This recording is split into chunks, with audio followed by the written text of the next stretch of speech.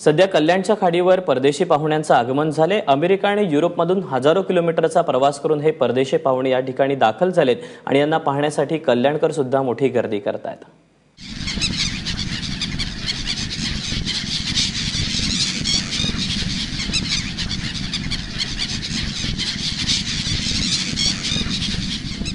Seagulls, पांढरा शुभ्र रंग, करड्या रंगाची छटा, लालसर काळी चोच आणि काळे भोर डोळे। हे चित्र पाहून एखाद्या अभयारण्यात किंवा तारकर्लीला आल्याचा फील येणार। पण मंडळी, ही दृश्य आहेत कल्याणच्या खाडीची,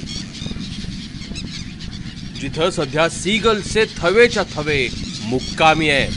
आपण सध्या कल्याणच्या खाडीवर आहोत। आपण पाहतोय जे स्थानिक नागरिक आहेत ते या पक्ष्यांना खाण्या टाकतात रोज येऊन, आणि त्यामुळे या कल्याणच्या खाडीच्या पुलावर पक्ष्यांची सध्या मोठी गर्दी असल्याचं आपल्याला पाहायला मिळतं। या पक्ष्यांना कॅमेरामध्ये बंदिस्त करण्यासाठी कल्याणकर नागरिक सुद्धा मोठ्या प्रमाणात या ठिकाणी येत असतात। छोटे मासे, खेकडे हे सीगल पक्ष्यांचं आवडतं खाद्य।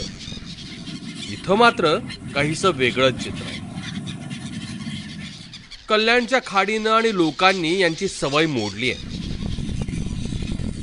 आणि आता इथले सीगल्स मोठ्या चवीनं शेव, चिवडा आणि कुरकुरे सारखे पदार्थ खात आहेत। हे असं दृश्य सारखं रोज रोज पाहायला भेटत नाही। आज आम्ही खरं तर आता नाईट करून आलोत, पण हे आवर्जून हे दृश्य बघण्यासाठी अजून आम्ही घरी गेलेलो नाही, इथेच थांबलोय। खूप आनंद होतोय। दररोज सकाळी मी घरनं इकडे येतो। या पक्ष्यांचा किलबिलाट आणि त्यांचं ते उडणं, सगळा थवा हे पाहायला खूप मजा येते आणि मन तृप्त होतं। खरं तर अशा पक्ष्यांना त्यांचं खाद्य त्यांना शोधू द्यावं। माणसाचं खाद्य या पक्ष्यांसाठी घातक ठरू शकतं। त्यामुळे तुमची भूतदया वगैरे ठीक आहे, पण त्यापायी पक्ष्यांना चुकीचं अन्न खाऊ घालू नका।